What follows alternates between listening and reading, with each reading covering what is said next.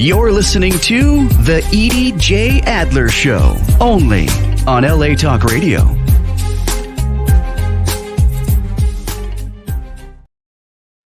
Shalom, amigos. Welcome to the Edie J. Adler Show. I'm Edie J. Adler. Again, I apologize. I'm doing the show from home today because I'm a little bit under the weather, but I didn't want to miss the show. We have a very special, important guest today.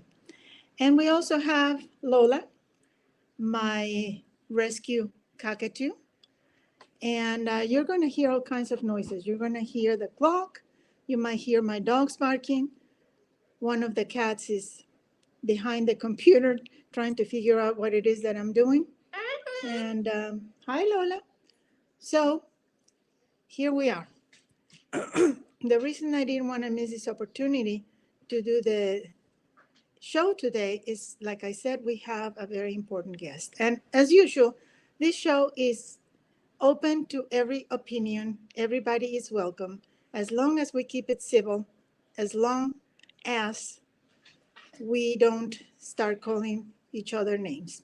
Also, I'm a very strong supporter of Israel.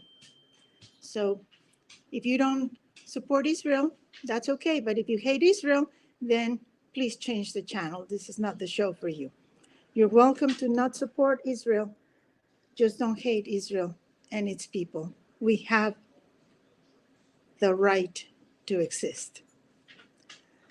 And also, I want to remind you, please, the shelters are full. Because I'm doing this from home today, I don't have a dog for you from the shelter. But if you just take a look, you can go on their website or you can go to any shelter in the nation and make somebody very happy. A dog, a cat, a bird, a turtle. I even have fish now, a couple of goldfish. So please, adopt, don't shop. The dog will make you happy. The cat will. And one last thing. If you don't have the means to support an animal, if you are struggling financially or your health isn't that great and you don't have someone to help you, please don't do it. Please don't do it because you'll end up returning them, and that's not fair to anybody. Okay, now it's time to start the show.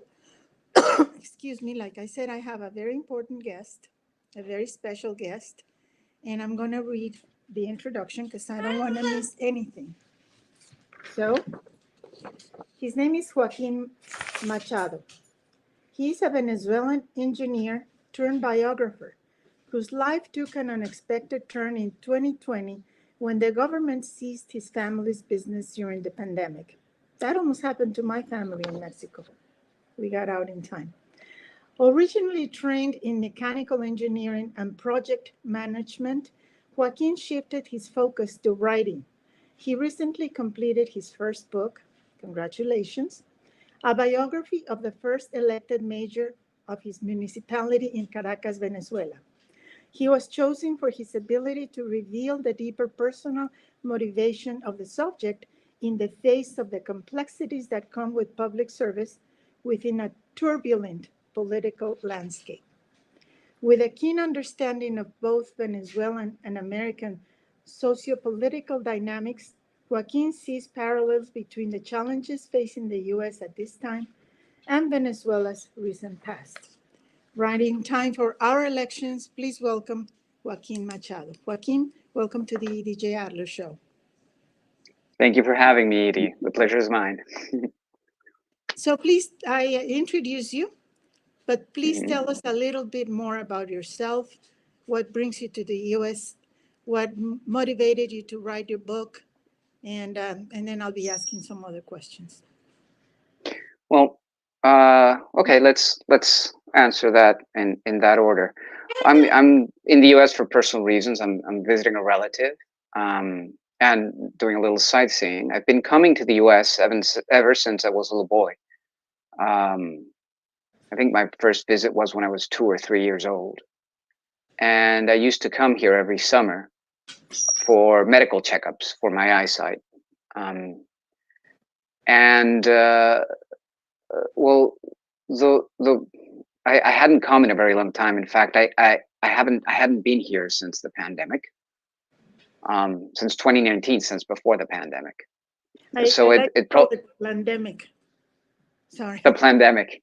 Yeah. Well, one of the reasons I didn't come here is because I didn't get vaccinated, and I didn't want to get vaccinated, and it was a little like I didn't get the Moderna or the any of the American vaccines. So it was a little difficult to be able to come here if I didn't have that. And and then, well, after those restrictions were lifted and everything, and other alternatives arose, then I was able to visit again. I think the longest I've been without coming here was those 5 years. And well, in precisely during that time, and in 2020, our family business was seized by the government with no compensation. And well, for a while there, I was sitting on my hands for a little bit, and a friend of the family was uh, came upon the opportunity to make this biographical work, and he approached me, and it was a very challenging. Um, it was an enterprise because there was really very little to no written down information, so we had to get lots of testimonies from different people, and it was from a long time ago that the lady was mayor in 1980 from 1989 to 1992. So many of those people aren't around anymore, unfortunately. And well, we started working on that, and we just recently finished it. And now it's in the book is being edited and getting ready for publication. Is it in Spanish only, or is it in English? It's going to be in Spanish. It's probably going to have it's going to be released in Venezuela because it's a very, very local, Venezuelan thing. It's about a mayor, the first mayor of Venezuela. But we'll see how it does, and then if we can negotiate a wider distribution, then we could probably bring it to the U.S. eventually. I hope See. so. We'll see. What kind of business did your family have? Well, we had a moderately sized. We had a moderately sized gas station and store. It was a small business. It wasn't really a big business. It was enough to live on, and for at least before 1998, it was enough to live on. And then after the political turmoil that Venezuela went through, and the destruction of the standard of living, it became a little bit more unsustainable until finally they took it from us. Under what pretense? Well, the thing is, during 2020, there was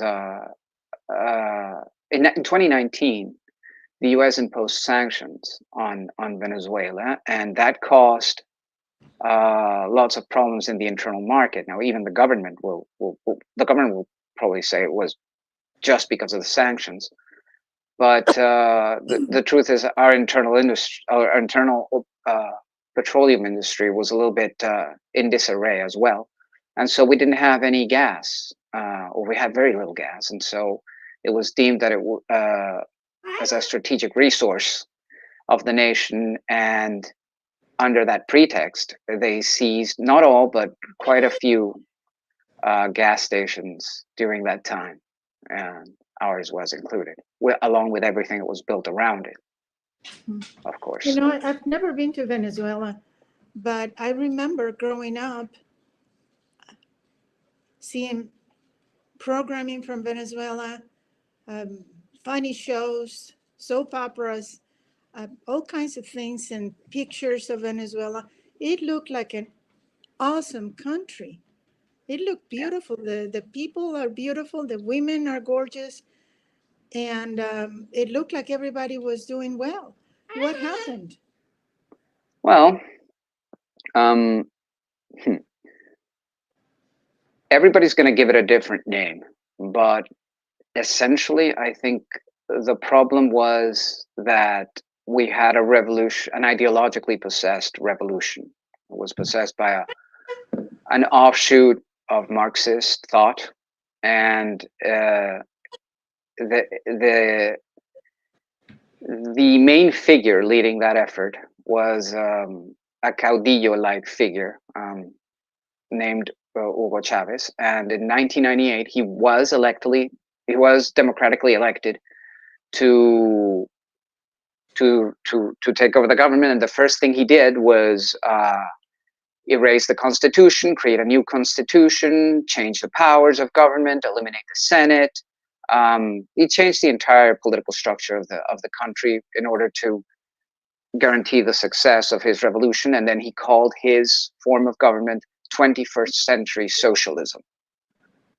And it was touted by many of the international socialists, the internationalist socialist movement. Many prominent figures came, in defense of the system, saying that it could possibly work, and this time it's going to work. And it turns out that what he did was he used a lot of the oil revenue of the oil windfalls to fund a gigantic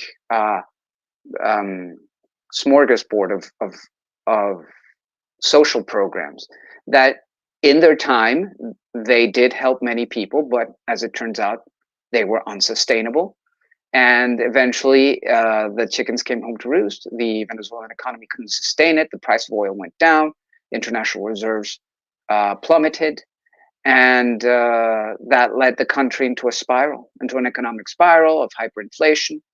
After because of the hyperinflation, the government decided that the only way to deal with it, instead of incentivizing production, was to decree minimum wage hikes at a rate of 1 or 2 or maybe even 3 per year. I think it was 2 per year.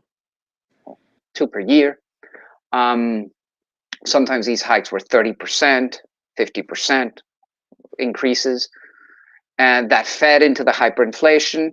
And in the end, if you had the cumulative effect of all of that is that if you had taken $8 trillion, and that's $8 million, and you had deposited them in the bank in 1998, you would have a single dollar today. That's the cumulative effect of the inflation. People don't understand that socialism has never worked and it never will. I don't understand why people continue to have this fantasy that the government can take care of you and you're going to live happily ever after.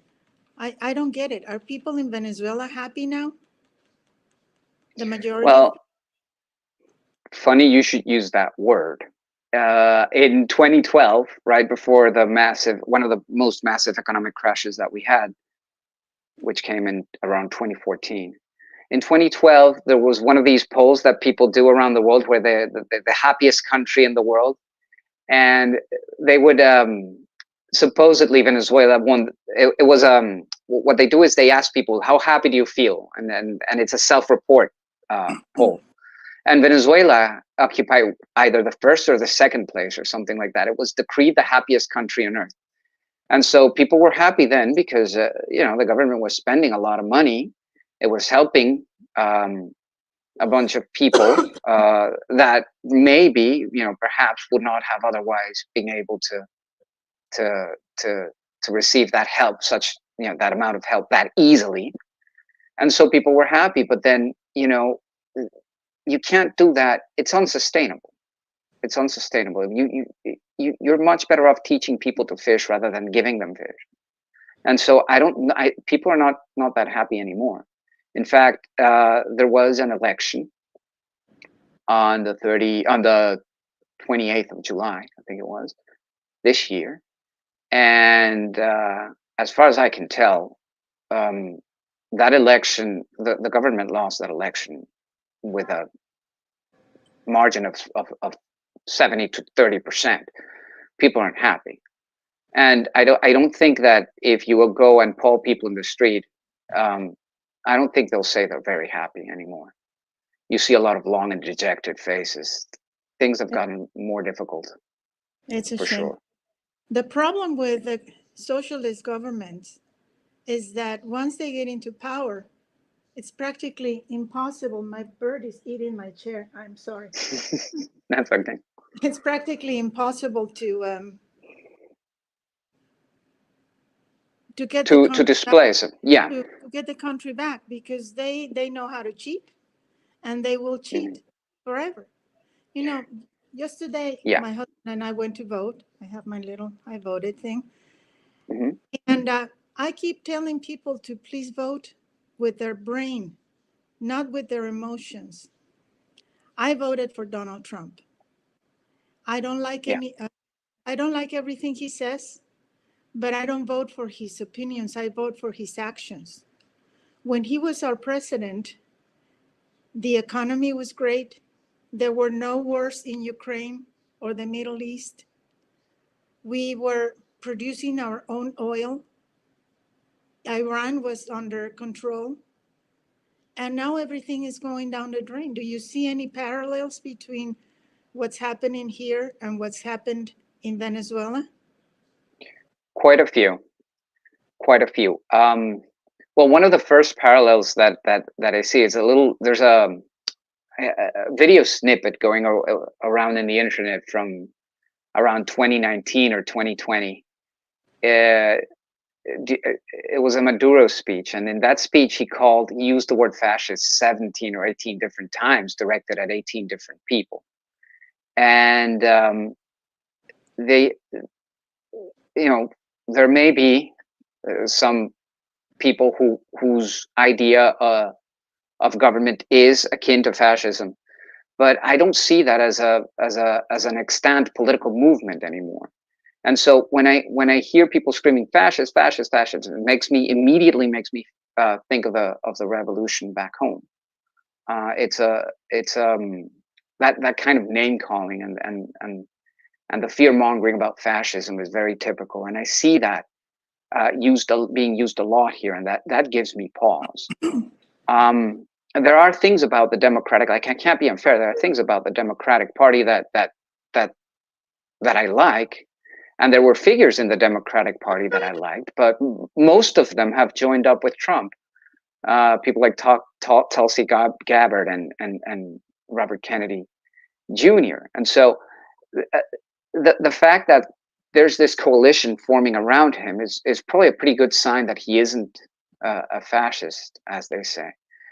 And another one of the parallels that I see are in the policy objectives that the proposed Harris administration has put forth.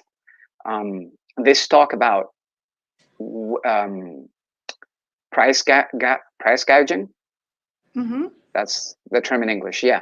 So when we were facing the hyperinflationary crisis in Venezuela, the speech was constantly about price gouging, and the government's idea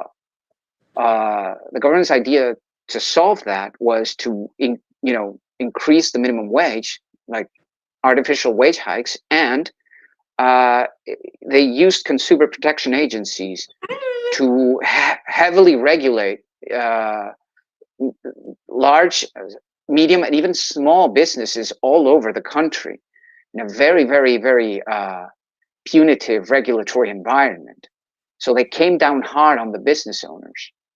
And there was a lot of talk about the business owners hoarding, uh, merchandise and price gouging. That was the government's idea of the origin of hyperinflation. But we know that hyperinflation is a monetary phenomenon. It from Hey, typically comes from government overspending and then having to make up for that by producing inorganic currency, just increasing the money supply. And so they wouldn't cop to the fact that they had increased the money supply and created the inflation themselves. They would chase after the business owners. And I see the margins that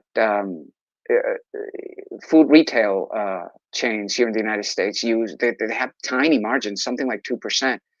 The margins are even smaller than the ones that we had in Venezuela, and there's talk about price gouging. That is not a good thing that I see there. What other parallels? Well, there's a tendency that I see in the modern Democratic Party to divide people by race and by origin and by religion and by sexual orientation that I also perceived back at the beginning stages of the revolution back in my country. There was a marked desire to create racial consciousness. They did it through things like the census. They started adding racial categories to the census that didn't exist, and they started changing the names of streets and places, and they started changing the symbols of the cities and of the municipalities, and like the crests and stuff, and the names of famous places and famous streets, and even the giant mountain that's right behind our city. They changed the name of that. And so they changed it from this, because Venezuela was at some point it was a Spanish colony, and they changed from the Spanish name to the names that the Indians, the Native Americans used before the Spanish came. And so there was a very, very strong attempt to create that sort of consciousness in the Venezuelan people, and that would have otherwise, in my opinion, created a very strong division between people. But Venezuelans are very gregarious, and that didn't have the same effect that I think it's having here. Whereas here I see a lot more. It's having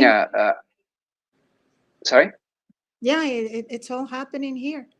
It's having a great. They have separate graduations for white people, Black people, Latinos. Yeah. Why would anybody who thinks clearly want that? I am Mexican, but I'm also a citizen of the United States, and I'm a Jewish person. And I don't want to be just one thing. I don't want to be just Mexican. I don't want to be just Jewish. I don't want my religion to define me. I'm proud to be Jewish, and I will always support Israel, and I will fight for Israel when necessary, and I will stand for Israel until God allows me to, with my last breath. But I don't want to have a separate graduation. I don't want to have a separate store to go to. I don't want to have separate parties. I don't even like the name Hispanic. I actually despise the name Hispanic because, as you probably know, Hispanic literally means from Spain. Correct. Well, my ancestors went to Mexico from Lithuania. So technically, I'm not Hispanic. I'm not from Spain. That's correct. Mexican, yes. Latina, yes, because I speak a language derived from Latin. But I'm not Hispanic. And people proudly call themselves Hispanic without even knowing what it means. And they want to separate themselves, and that's just not a good thing to do. No. That's what it says. It says it. I don't remember who said it, but it was some historic figure who said, divide and conquer. Julius Caesar. Thank you. Yeah. Thank you. Divide and conquer. And that's what they're doing. That's what they did to your beautiful country. And that's what they're doing to my beautiful country now. And it's happening in Mexico too. Mexico, I'm not surprised. My father decided to leave a very successful business in Mexico because he saw it coming.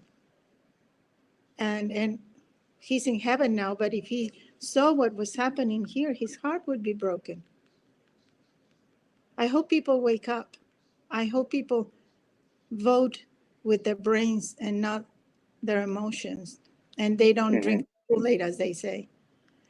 And Yeah. I'm glad that you came on the show today because your experience is something that we're trying to avoid here. Yeah. I hope so. I mean, the one thing that I've always admired about the American project, about the American story, and the American ethos is the coming together of different peoples to create a single united nation.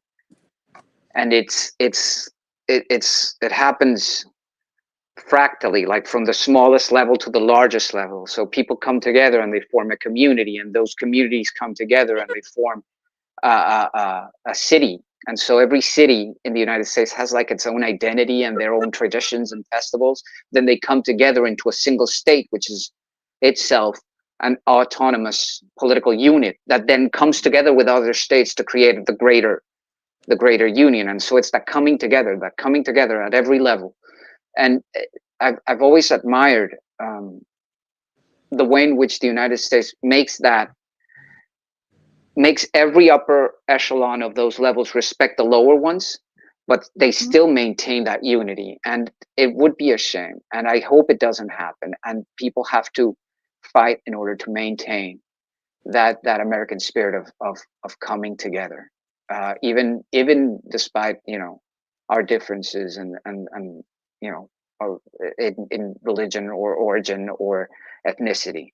I myself, I'm not American, but if I had been given the choice, I would have been. Yeah. And I don't see anybody trying to build a fence to keep people out. So that has to say something about this country that everybody wants to come here. It's Yeah. because it's good. You can come here with nothing and work yourself to a multimillionaire. Not everybody Yeah. does that, but you have the opportunities if you have the Mhm. hard work and the desire and the brains to do that. You can't do that in a country like Mexico. You can't do that in Venezuela now, but you can No. do that here still. And we're hoping that we preserve that. In those countries, the only way to make something of yourself, like what those what um, these type of government systems that can be subsumed under the moniker of socialism. What these systems do is they collapse everything into a single game, which is the political game. And so if you want to make something of yourself, the only game you can play is the political game. That's it. There's no more. Because if you try to play, the transportation game or the, I don't know, the live streaming an interview game or the entertainment game or the academic production game, whatever other games you try to play, there's always going to be a point at which somebody's going to approach you and say, you can't do this unless you pledge your allegiance to this or that, or unless you become political, and that's when you can get access to resources. Because the market it doesn't have the power to sustain you because the market is depleted. The only thing that's flush are the government. As the only one entity with a capacity, with a spending capacity, is usually affiliated to the government or the government itself. And so you have to play the political game in whatever area of you're going to, whatever economic activity that you're going to do. You have to immerse yourself in the political game as well. And you have to Whereas in, connect, right? sorry, Don't you have to also be connected and know someone or be related yeah, to someone? typically it's very difficult to. I mean, it's not impossible to start businesses, um, and to get financing from outside sources, but you do have to be connected. If somebody suddenly says, takes a liking to your business or your brand or your factory, and they decide to seize it, if you're not connected, you have no protection from that. And so people don't go into business unless they have some sort of connection with the government typically. Whereas in freer countries, that's not the case. In freer countries, everyone has the opportunity to rise up, and that creates a lot more opportunities for everyone because it creates a lot more businesses. The socialist model is nobody does anything, and everybody receives from the government just a tiny little bit. And that tiny little bit right now, I think pensions, the pension is like something around $3 a month or $4 a month. Wow. Yeah. Wow. Yeah. So, I mean, it's not a living, not really, not in terms of buying power. Of course, in our currency, it looks like a lot of money. Right now, it's like 120 or 150, I think, bolivares, but that's not a lot, really, in terms No. of the buying power. The buying power is $4, $3 or $4. How do people She can survive? buy doing odd jobs, you know, working outside. There's a lot of most of the economy, or a large part of the economy, is sub rosa, which is under the table. It doesn't. People just do informal economic activity, and or they have their pension. They do other. They have like another job. I mean, there are people who are, the people who are most affected by inflation and hyperinflation are salaried workers and pensioners. And I've seen some of those people who basically they're near starvation. At least they were a couple years ago. Things are a little bit better after the pandemic, because during the pandemic there was a de facto dollarization of the economy, and so people started trading in dollars, and that alleviated things a little bit. But before that, there was a very strong, very stringent currency exchange control, and people didn't have access to dollars, and there was nothing to do, and there was very little in the way of food, and the supermarket shelves were very kind of empty, and people didn't have access to real money. The joke was that at that time, there are pictures from that time where people are using, the bills, our currency's bills, and they're making like little belts and purses and animal sculptures with the money, because the paper itself is probably worth more than the denomination printed on it. Wow. Something that people don't understand is that when you increase the minimum wage, it hurts everybody. It hurts businesses. It hurts production. It hurts. I would rather negotiate my own salary and get paid according to my abilities and my work. But if you set, let's say, $20 minimum wage, then what businesses have to do, they have to increase their prices, or they have to fire people, and they're going to go to automation, and Yeah, people well, are going to lose their job. exactly. It's counterintuitive, because when you're a minimum wage worker and you're faced with a situation where you have to go up to your boss and everybody else is earning the same and you want to earn a little more, and you have to negotiate that, right? And so when the government says, no, I'll do the negotiation for you, I'll just make an increase, and that'll be that, the minimum wage worker feels a relief and says, oh my God, well, thank you for doing that for me. But there's a cumulative effect to that. So let's say you're working, I don't know, at a beauty spa, and you do somebody's nails, and now that person has to pay more for their nails. But since the people at the supermarket are also paying a higher minimum wage, when you go and you buy food, or when you go to service your car or everything, you're also paying more. And so the effect that nominal increase, that increase in name only, has on your wage seems like it's making it bigger, but in the long run, it's probably having a either no effect or a net negative effect in the case in our case, which our minimum wage hikes just kept increasing. They kept feeding into the hyperinflation crisis, and the value of our money just was destroyed. I remember there was a time where I calculated what typical the typical Venezuelan minimum wage was. At some point, it had 30 times less buying power Wow. than the other countries in the region, and that was relatively. It wasn't as low as it is now, but now most people don't earn minimum wage. I don't think anyone would work for the actual minimum wage anymore. It's ridiculous. It doesn't get you anything. You can't afford a carton of eggs a month with that. Wow. Yeah. It's so sad. It really makes me sad. Some Because people, they have the resources. Venezuela has the resources to be a mm, rich country. yes, it And does. there's only a little bit of people who are rich. Yes, it does. But the thing is, you cannot make.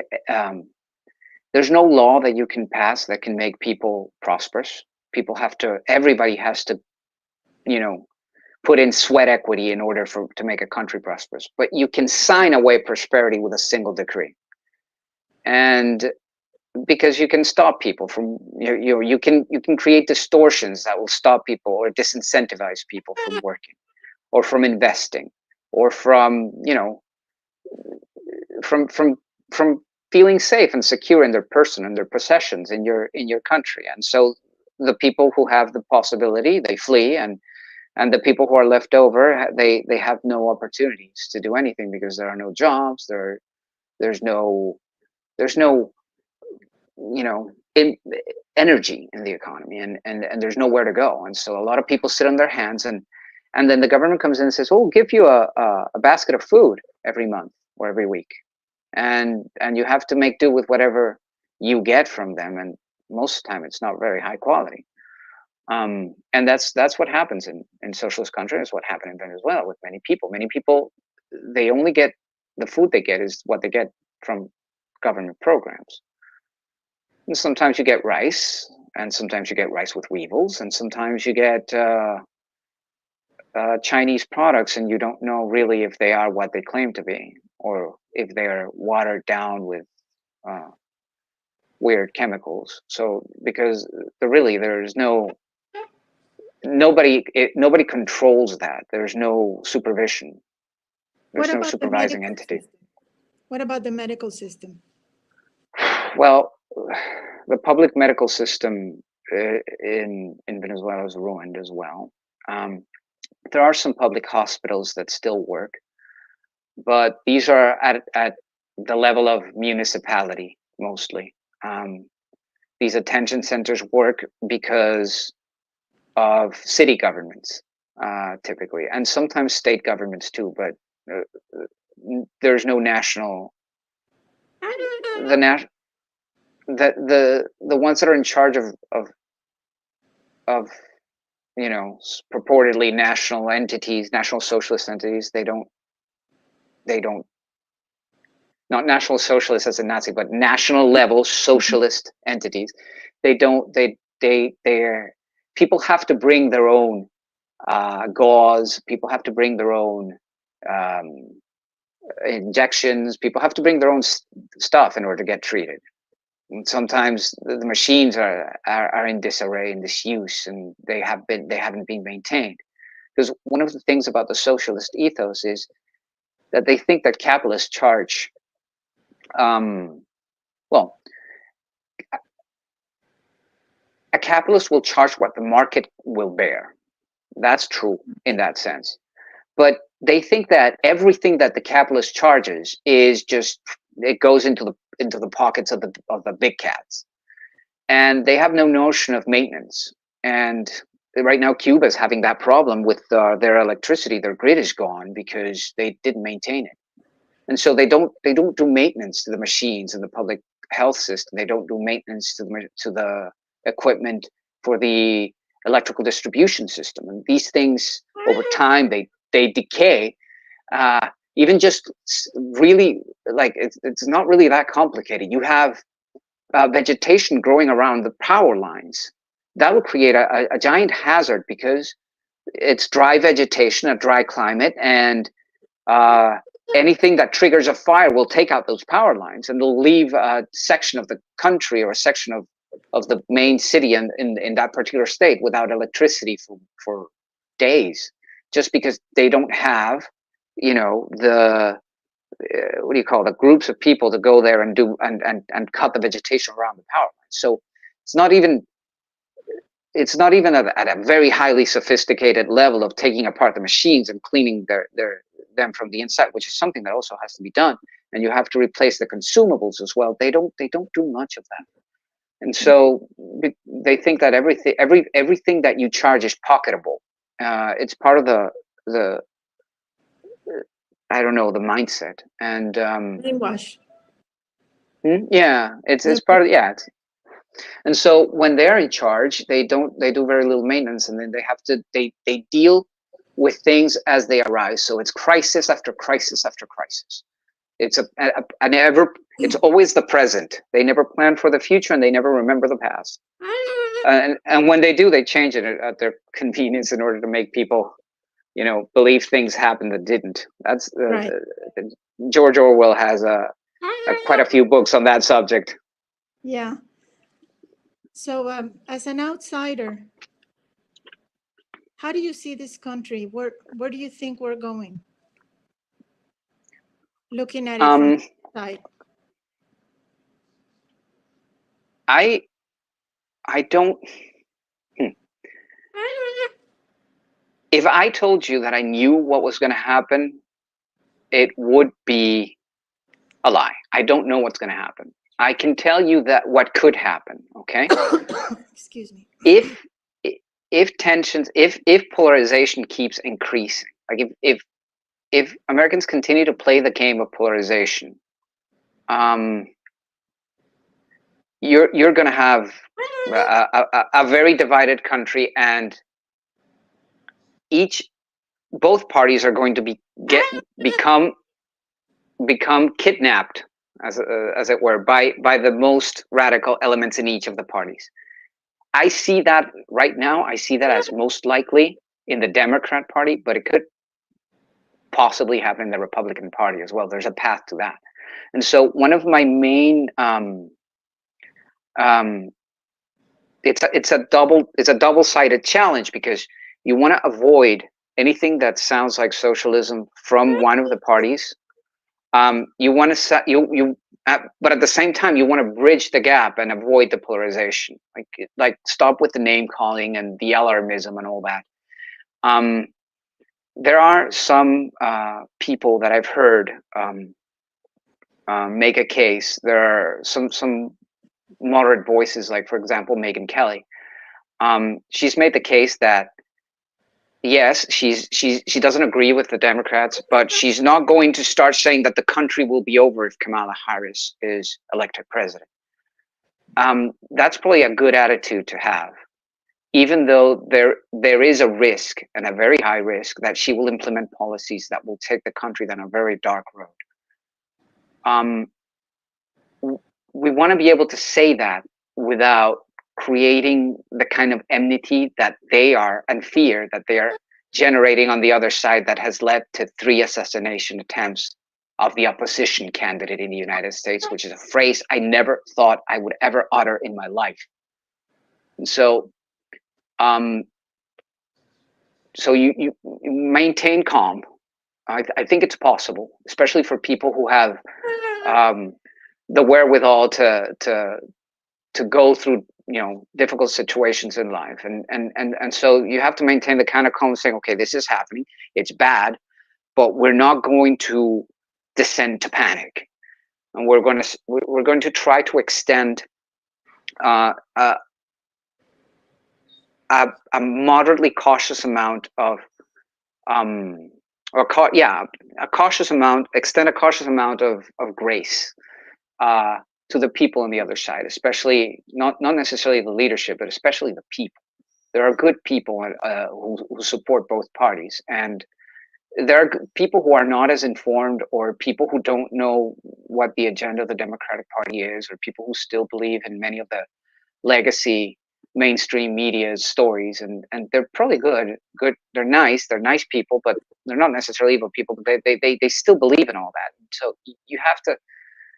There has to be a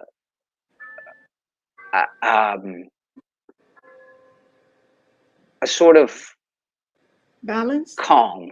No, a calm. Yeah, like you don't want to descend into name calling and be angry at the dinner table at the Thanksgiving. Thanksgiving is coming up, and people start yelling at each other. That's not. Let's not do that anymore. Let's just have the kind of. I'm looking for the word, but I can't remember it. It's you have to have a paucity of spirit that comes with knowing that you have the right of it, and so you don't need to lose your cool. Okay, keep your cool. You're right. Head up, shoulders back, and maintain a cool and calm demeanor. People don't necessarily. Not everybody's going to see it your way, but if people read more into the way you comport yourself than in any argument that you're going to be able to make at any given time, even if it's the best of arguments. Right. So they see you, right? So just be cool and and be good to people and stay firm in your convictions. And I think that if people can remain friendly and they can remain civil and they can avoid the sort of policies that have failed all across the world, then things should be okay. This country is very resilient, and it has gone through a lot worse than it is going through right now. Very well put. Well, we're coming to the end of the show. I want to thank you for joining us. And the door is always open for you whenever you're in the United States or even from Venezuela. We might do another show. Thank you for your courtesy and your insight. Good luck with the book. And let me know when it's published and where it's available so we can publicize it and recommend it to people. Okay, absolutely. That's perfect. And well, if people want to follow me on social media, I'm on X at tweets Joaquin. I still have the holdover name from the old times. Yes. When it was Twitter. I have to change that, but I haven't done that because I haven't had as strong a social media presence as I'm not. I'm relatively new to speaking out about these things, and so I haven't chased any sort of well, you're very fame or influence. You're very eloquent. So give that information again. Where can people find you? They can find me on X at tweets Joaquin. Spell your name, please, because some people here spell it with an X. Okay, so it's going to be at TWEETS JOAQUIN. That's JOAQUIN. Like Joaquin Phoenix. Very nice. Thank you, Joaquin. Good luck with the book. Have a safe return home when you do. Thank you, Edie. Please you, Edie. Thank you for having me. This was a great opportunity. Thank you very much. I enjoyed it a lot. You're very eloquent, and I thank you for your insight. Thank you. It's been my pleasure. Stay in touch, please. Will do. Absolutely. Well, my friends, we're coming to the end of the show. Thank you for tuning in to the Edie Adler Show. And remember to always be grateful. Until next time.